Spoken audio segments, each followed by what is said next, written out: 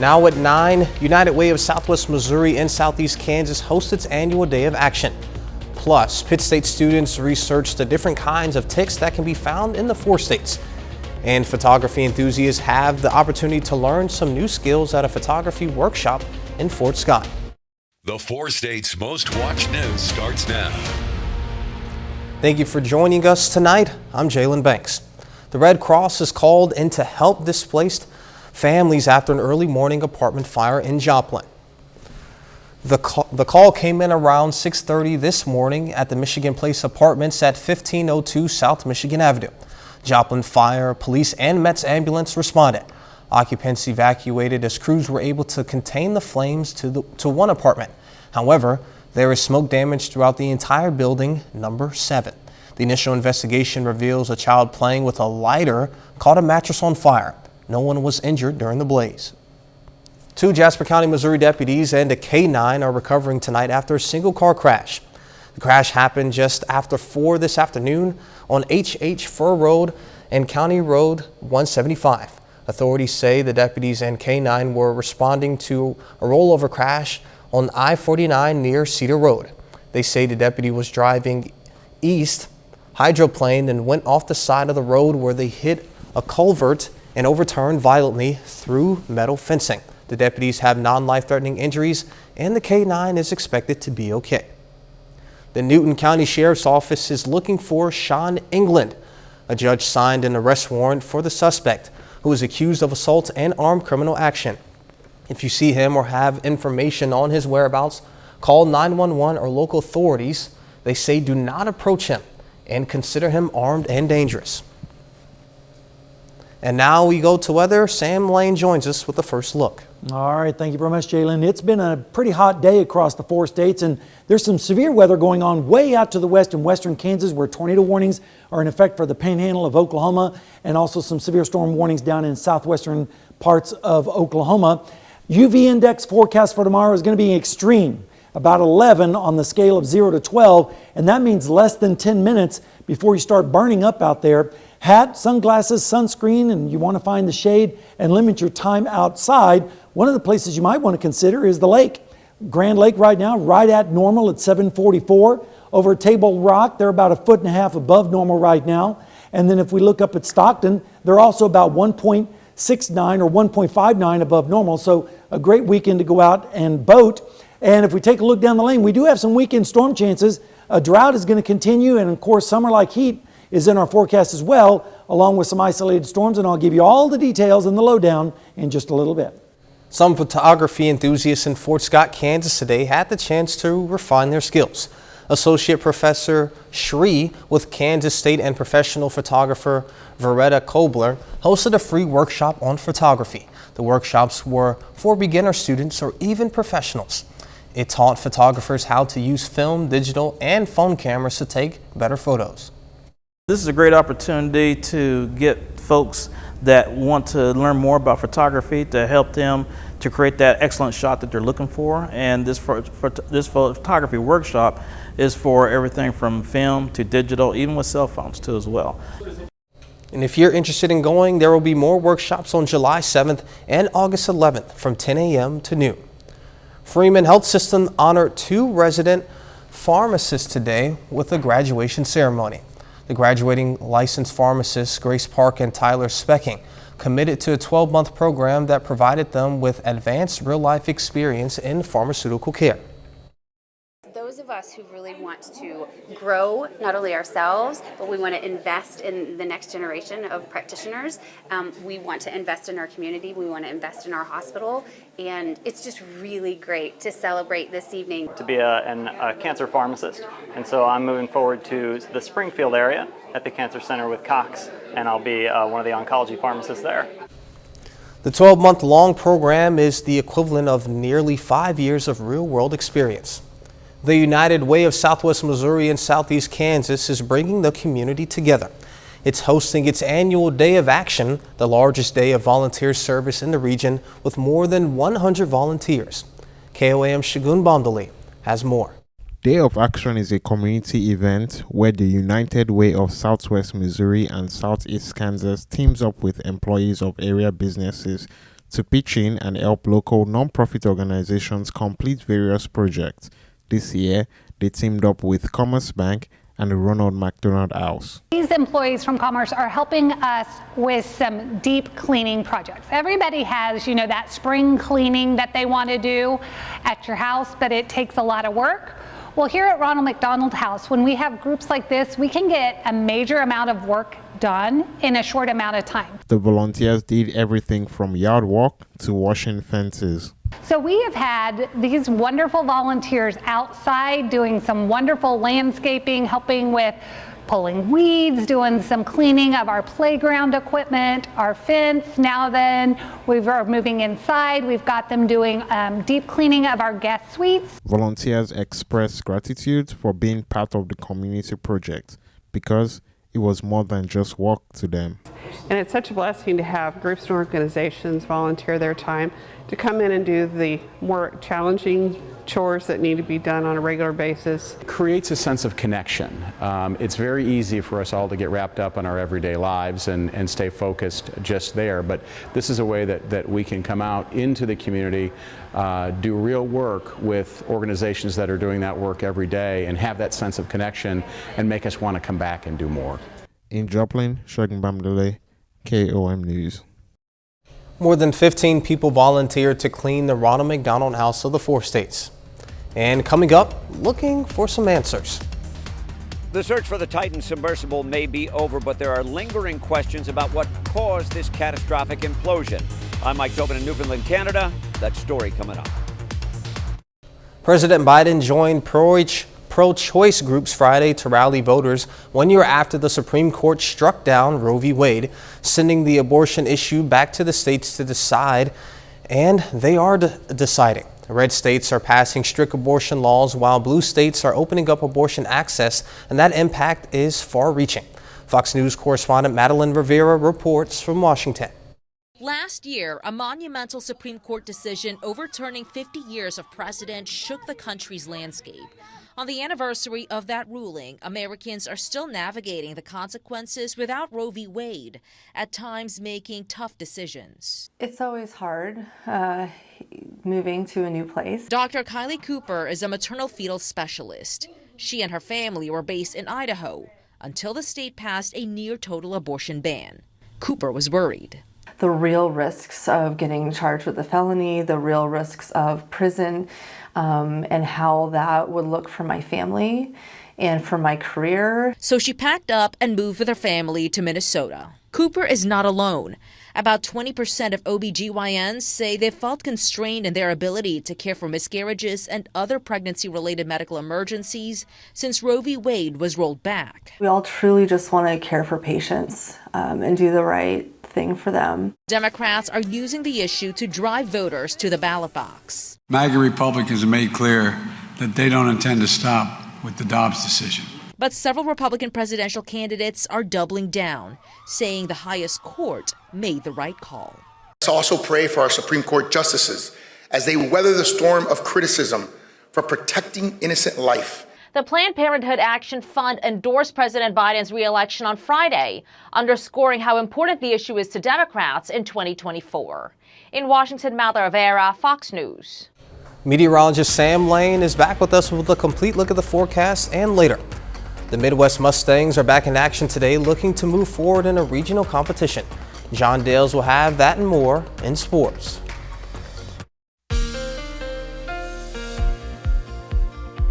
Well, folks, it was another toasty one across the 4 states, but of course we are officially now into summer, and it certainly felt that way this afternoon. Starting out this morning in Seneca, Missouri, at Indigo Sky Casino and Resort, we just had a few clouds passing by this morning, and then bright blue skies in mid-morning, and then in the afternoon, the heat got working on the moisture in the atmosphere and started generating some cumulus and scattered thunderstorms across the area. And this evening, we were just left with some high clouds off in the distance. We did make it up to 90 degrees today, which was pretty close to the normal of 88, and 66 for the low, which was just 1 degree below the normals. Of course, we're also below normal on the rainfall as far as the month and also the year.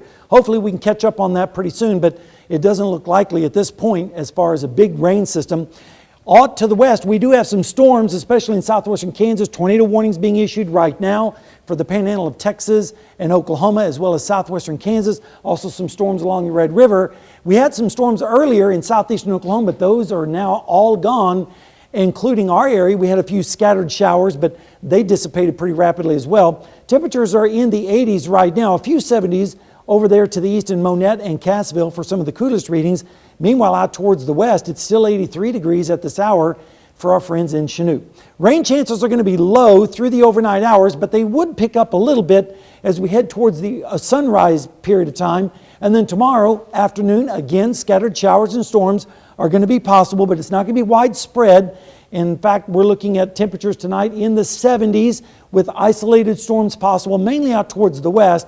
And then as we go through the day tomorrow, we're going to see the best chance of rain will be on the Missouri and Arkansas side, especially just east of the I-49 corridor, with highs in the low 90s pretty much everywhere. And it's going to feel a little bit steamy out there too. And then Sunday morning, mostly fair with 60s up towards the north and west and 70s down to the south. And then as we head through the day on Sunday, we could see some redevelopment of storms, especially down towards the south. And it's going to feel a little bit more comfortable as the dew points are going to be drying out a little bit, with highs still in the low to mid 90s. And then as we go into Monday morning, we're going to see more drier air coming in on northwesterly winds, so we'll feel a little bit more comfortable out there with lows in the mid 60s. Rainfall amounts are not going to be all that impressive. We're going to see very few and far between thunderstorms and lighter amounts, especially towards the west, heavier amounts towards the east. So hopefully we can get under one or two of those thunderstorms over the weekend. Ridge of high pressure is going to be shoved a little bit further to the west this weekend. That's what's going to allow these pieces of energy to roll across our area, generating the showers and storms. But notice as we go into Monday and Tuesday, the ridge of high pressure comes right back, and boy does it come back with a vengeance. We're looking at temperatures approaching 100 degrees as we go into the forecast. And here it is.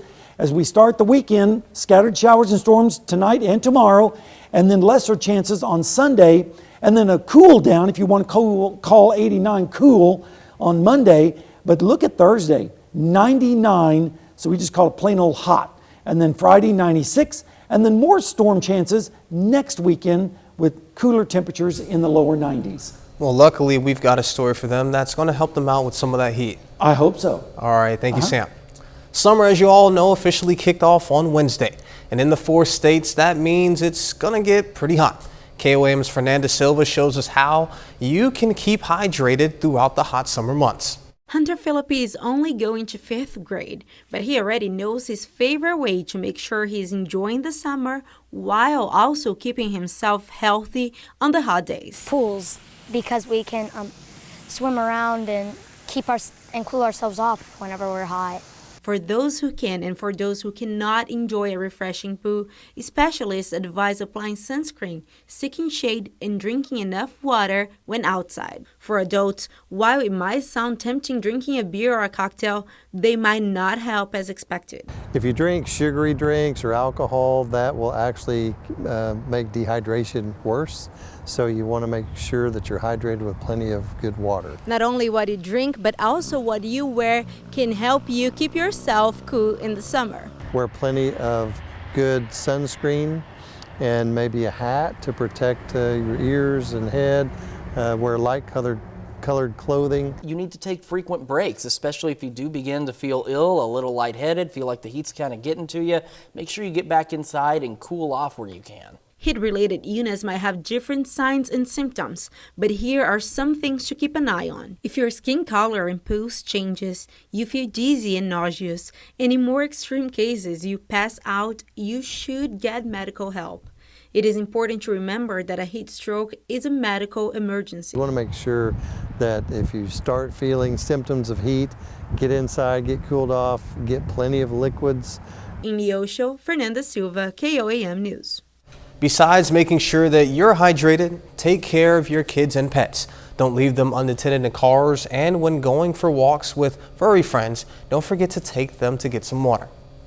And coming up, retail crime has hit a record high. We'll take a look at how businesses are planning to control the crime.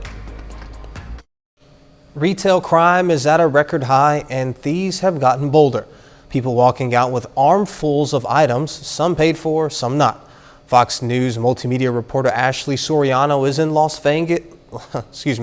Vegas with more on that story. The online resale market, especially for luxury items, grew during the pandemic. That and people are penny pinching for everyday items. Experts say big and small businesses alike can't afford the losses. Welcome in. I've had a lot of stressful situations where me or like one of my coworkers have gotten hit trying to get stuff back. We have people who completely fill up their hands and just run out. No care in the world. Many small businesses don't have enough money to close or relocate like some big stores in large cities have recently. The decades-old Westfield Mall in San Francisco announced its closure in response to record retail crime, including shoplifting, robbery, and organized theft rings. They're getting more comfortable with it because they know that we're not allowed to, that we won't chase after them. The National Retail Federation found retailers lost about $100 billion last year. That's up from $94 billion in 2021 and $91 billion in 2020. In most states, the minimum to prosecute as a felony is $950, and many retailers are trained to not go after the shoplifter, according to the International Retail Group. Since 2020 is what's happening with inflation. People don't have as much money, but they still want to have those items, and they know that retailers aren't going to prosecute and that they're not going to go after them. The stores that decide to stay open have had to make some changes. Eden Sky, a locally owned boutique in Las Vegas, hired private security, closed fitting rooms, placed more expensive items on higher shelves, and enhanced employee training. When we're managing operations for stores, we've had to beef up our staff because you just can't have one person work anymore. Retailers like Walmart have also started locking up everyday items like shaving cream. So what can business owners do? The International Retail Group suggests installing plenty of security cameras and mirrors around the store, moving the register to the front, and staffing multiple people per shift. In Las Vegas, Ashley Soriano, Fox News. Up next, an original dress from a popular movie from 1977 is going up for auction. We'll take a look at what the dress is and where it's from. The white Princess Leia gown that Carrie Fisher wore in Star Wars: A New Hope in 1977 is up for auction. It's estimated to sell for up to $2 million when bidding closes on June 28th. It is reportedly the only Princess Leia costume known to still exist from the original film. Costume designer John Marlowe created the gown and went on to win an Oscar in 1978 for his work on the film. Fisher wore the gown during the film's final scene, while in the throne room as she bestowed Luke Skywalker and Han Solo their medals of honor. 30 more minutes news, weather, and sports coming your way. Coming up, there's a big expansion about to open up at a local zoo. We'll have a look. A family-ran zoo in Caney, Kansas is still growing since appearing on Animal Planet. KOAM's Amber Jenkins has more. Caney, Kansas is home to lions, tigers, and bears, but thankfully they're in the local safari. Tom Harvey has been building the Safari Zoological Park since 1989. So we've gone from being something that people find out on their way to a destination to becoming a destination, which is really pretty exciting because we do have a good selection of animals now, and we have a 100% satisfaction guarantee on your experience here at the park, so all you have to do is let us know. According to TripAdvisor, the Safari Zoological Park is the top thing to do in Caney. The safari won the Traveler's Choice Award for 2023. I said, how'd you find out about us? And he said, I found you online on TripAdvisor. And I was thinking Travelocity or something. And I was like, really? And he pulled his phone out and he said, here you are right here. And we had like 10 or 12 reviews. They were all really good. And I was like, well, that's kind of cool. Harvey and his family built the safari themselves with little help. Their next project is expanding the safari from 6 acres to 10. It's frustrating sometimes because you don't get to build something the way you'd like to build it because it's going to cost too much. But with the way we do it, we just do it ourselves and may not know exactly how to do it, but I might know somebody that does and ask a lot of questions, watch some YouTube possibly, and go give it a good shot. Harvey's love for animals started back when he was 8 years old with his pet monkey, and now he shares his passion with his family. I would have never imagined of doing this. My mom And my dad came here with me and my sister, and my mom said, "This is great, I want to work here." Carly loves developing a bond with the animals, and it's hard for the animals to let her go. Here with her family, human or other, she can be herself. Some people at school are jealous or happy for me, or some people bully me because they say, like, you live at a zoo, you do this and that, but it doesn't really bother me that much because, I mean, it's really nothing to them. Reporting in Caney, Amber Jenkins, KOAM News. The Safari Zoological Park in Caney has been featured on Animal Planet, NBC's Today Morning Show, and more. There's a new guard on duty at a park in Springfield, Missouri. The coyote decoy It's a coyote decoy. Administrators at Nathaniel Green Park recently placed it on a peninsula in Lake Drummond. They're worried about geese droppings staining newly poured concrete near a new mosaic sundial. Administrators hope the fake coyote will keep Canada geese away. Park administrators are asking visitors to do their part by leaving the decoy alone. If you see someone looking for ticks in a local park, don't be alarmed. One Pitt State professor is working to learn more about the insect. Jasmine Knight has the story. It all started 7 years ago. Dr. Anurada Ghosh spearheaded a research project that involved ticks. Her goal was to determine what species are in the 4 states area and what diseases they carry. This is kind of hotspot because of the temperature and humidity. All those things makes this spot like favorable for tick activity. So the main goal is to make the people here aware. Since 2009, experts recorded over 60 cases of heartland disease in the Missouri and Kansas area. Symptoms of tick-borne illnesses include fever, rash, aches, or pains. The viral tick disease symptoms, they overlap with other viral diseases, so it's hard to detect. So people don't go to the physicians when they are exposed immediately. If you have an immediate treatment, then they are all curable. Even though Ghosh spearheads the research, nothing would be complete without the help of her research students. For the students, this project is very immersive. I was pointed in the direction of Dr. Ghosh, and this was, as Braden said, a really all-encompassing project that you do stuff in the field as well as the lab and get to work with a lot of different things. Students can conduct research in the lab or in the field. Both require a high level of supervision. We've used flagging and dragging, where we use a cloth to get ticks off the edge of grass blades. And we've also done dry ice traps, where we've placed a piece of cardboard on the ground, as well as we put dry ice there, which releases carbon dioxide, and that simulates like a human breathing. As far as tick prevention, Ghosh advises to wear long, light-colored clothing, bug spray, and avoid high grassy areas. So whether if you're out exploring the wilderness or just at the park with your kids, remember to protect yourself from ticks. Reporting in Pittsburgh, Jasmine Knight, KOAM News. Once you come inside, be sure to check your body for ticks and, of course, shower. A bit later, Oklahoma schools may have to hang the 10 Commandments in their classrooms starting this fall. We'll have the details.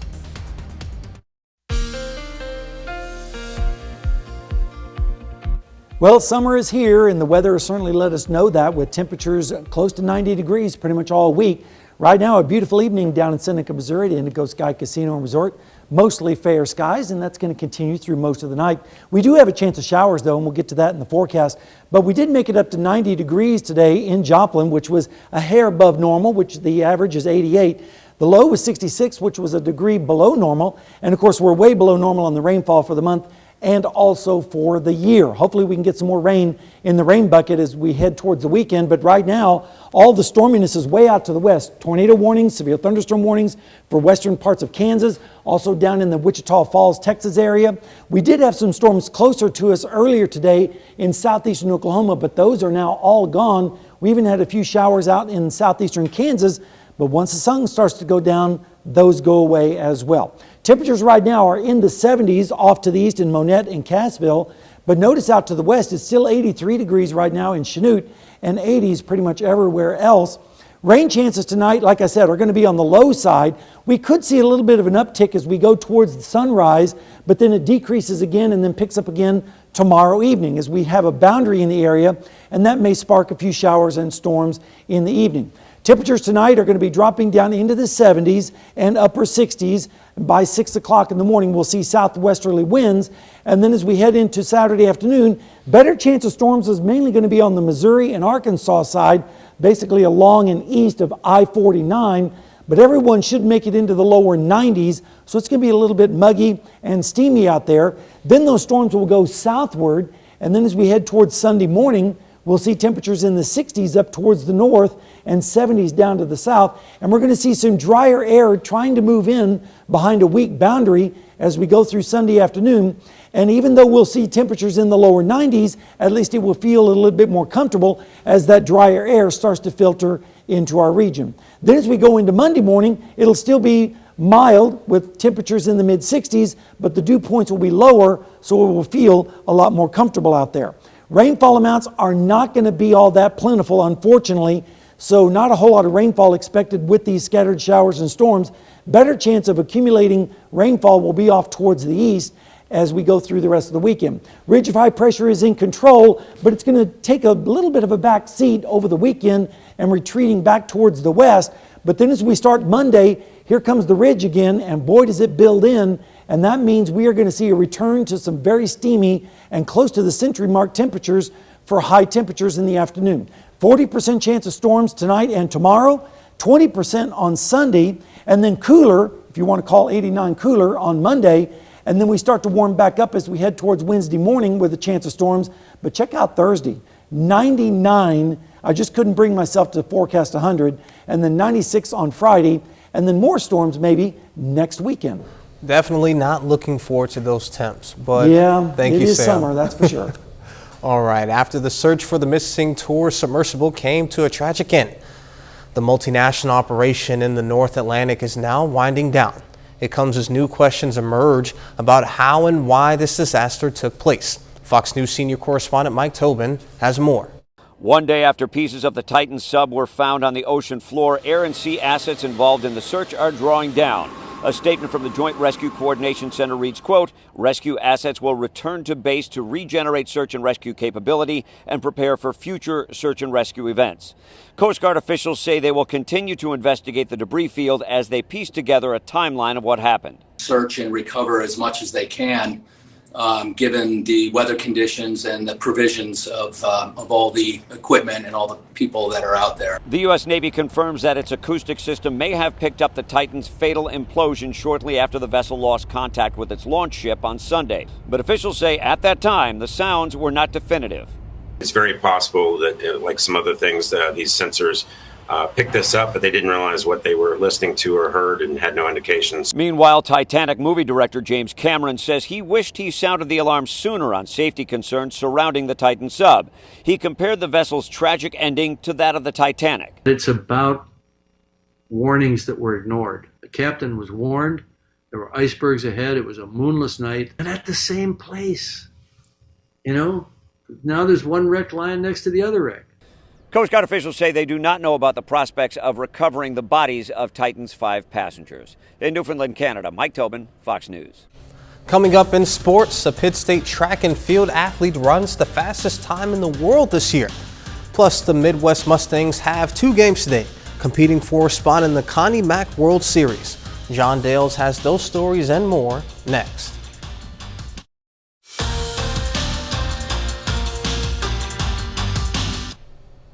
It's not every day that an athlete from the area is #1 in the world, but today, right now, that's true with Pitt State's track and field Cordell Tinch. This afternoon, he took first place in the 110-meter hurdles at the Arkansas Grand Prix, finishing in 12.96 seconds. And to put into perspective just how fast that is, not only did he get first place, Tinch set the facility record at the University of Arkansas while also running the fastest time from any collegiate athlete in history and the fastest time in the world this year. It really is incredible. We'll keep you covered all summer on Tinch's progression with U.S. championships and world championships later down the line. Meanwhile, back here, the Midwest Mustangs, a travel baseball team loaded with the best of the best. Local high schoolers that either just graduated or are just entering senior year continue to compete in a regional qualifying tournament today. Yesterday, the Mustangs fell to a team from Texas in their opening game, but have 2 more contests today to try and advance from the group stage of the tournament. Starting the day at Joe Becker Stadium in Joplin, the Mustangs taking on the Springfield Aces. And in the top of the first, Missouri Southern's Cy Darnell gets the offense going with a line drive into the outfield. That'll find some grass, and it'll score 2. Emporia State's Logan Myers comes in easily right behind him. Butler Community College commit Alex Custer slides in safely. That 2-run single puts the Mustangs up 2-0, and then we go ahead to the 3rd inning. Same score up until Colt Ungehauer from a Fort Scott Community College commit gets a good piece of that ball, sends it off the fence, and brings Myers in to score. Mustangs take a 3-0 lead at that point. Later in the game, up 7-0 when Ungehauer does it again. Goes right back to the same spot. 2 more runs come in to score. Mustangs got up to a 9-0 lead. No problem on the mound either. Logan Myers gets a couple of strikeouts, looking, one in the 2nd, the other in the 5th. Mustangs dominate not only Game 1, but also Game 2, and are looking forward to the rest of the weekend. We were really just hitting the ball well, and our guys threw good today. I mean, we threw a lot of strikes, got a lot of outs, so just most improved was hitting the ball better than yesterday. So. Well, I thought we hit some balls on the screws just right at guys yesterday and left 13 on. Today we just got balls a little flatter and they fall that way and find ways through. And so really no big adjustment necessarily other than maybe 6 feet to opposite side of somebody. While the Mustangs were playing on their home field, the Joplin Outlaws have been getting their season back on track while on the road. Tonight wraps up a 6-day, 7-game road trip, of which the Outlaws have won their last 4 entering today.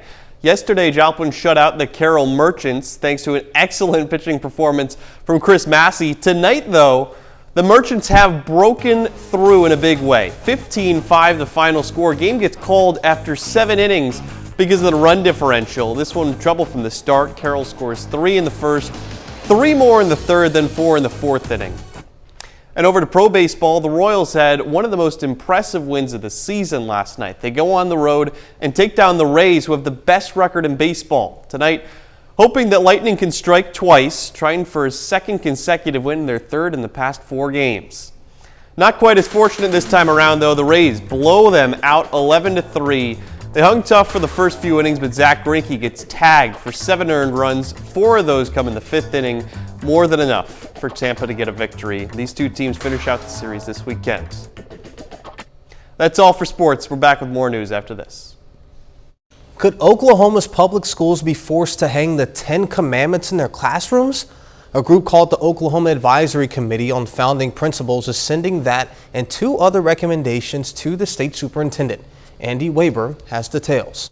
What we're going to continue to do is to make sure that faith isn't being persecuted in our schools. State Superintendent Ryan Walters talking with reporters Thursday after a group of religious leaders sent 3 recommendations for the State Board of Education to consider. They include protecting moments of silence in public schools, which is already allowed, require the 10 Commandments be hung in all classrooms, and require a course on Western civilization. Walters telling reporters he supports protecting that daily moment of silence, but not taking a position on the other 2 quite yet. We're looking at the other recommendations, and we'll be coming back soon with other actions around the other recommendations from the committee and how we can continue to support our kids. We have much bigger things to kind of dig into when it comes to education here in Oklahoma. State Rep Jacob Rosecrans, a Democrat from Norman, used to be a teacher and argues the department is focused on the wrong issues. He says requiring the 10 Commandments be hung is not going to help teach kids. Well, first of all, I believe that's unconstitutional. Second of all, if you do that, I think that you would have to open it up for the tenets of any religion. Walters not saying if any of these recommendations will be made a reality or if it would require the legislature to get involved. That's something we're looking at all options. How can we ensure that religious liberty is protected in our school? How can we make sure that as a state we're moving the ball for our students and making sure that everybody has a great education? The average test scores for 13-year-olds are still on the decline. That's according to a new report from the National Assessment of Educational Progress. And education leaders say the coronavirus pandemic is a big reason why. Researchers assess students from October to December of 2022-2023 school year. They then compared that assessment to one administered during the 2019-2020 school year. They found last year's test scores were down 4 points in reading and 9 points in math. Up next, I say my final goodbye to you all. For those of you that may not know, today is my last day at KOAM Fox 14, and it's been a ride. I started working at KOAM less than a month after my last football game at Missouri Southern as a quarterback in December of 2021. My first day, I walked into the newsroom and I wasn't sure what to expect. I soon learned the importance of the job that is working in news, how our viewers rely and depend on us for integral and accurate storytelling, how you guys look to us for entertainment, and how you all inviting us into your homes every morning, afternoon, evening is an honor and privilege. And I want to thank you all at home, our viewers, for taking me in, allowing me to learn and grow, and letting me tell and share your stories. And to my coworkers, you all have impacted me in ways that you'll never know. There's a lot of names from the time that I've been here, so I have to thank them all. So hold on, it might take a bit. Dow, Jacob, Doug, Chris, Michael Hayslip, Tanya, Amber, Danny, Sam, and everyone else on there. It's been a pleasure working, learning, and befriending all of you. To the people behind the scenes that are just as important to those of us that are on camera. Dobbs, Jake, Stacy, Malik, friends, Kale, Britt, Steph, Dylan, Ron, Andre, Courtney, the Paytons, and most importantly, Helen, our secretary that graciously made popcorn for us every single day. And to those of you that I didn't name or weren't pictured, you know who you are. I thank you as well. And thank you to everyone, and I mean everyone, that has been a part of my journey here at KOAM. I will cherish all of the memories, the laughs, conversations, and whatever else that can be thrown in there. I will love and miss you all dearly. And some people have been asking us to where my next journey is, and it'll be in Madison, Wisconsin at WISC TV News 3 Now. But again, thank you all. And for the last time, thank you all for joining us tonight at 9. But before you go, I'll leave you with another animal video of a polar bear, some sisters playing in some water at the Oregon Zoo. Be safe, and I'll see you all around.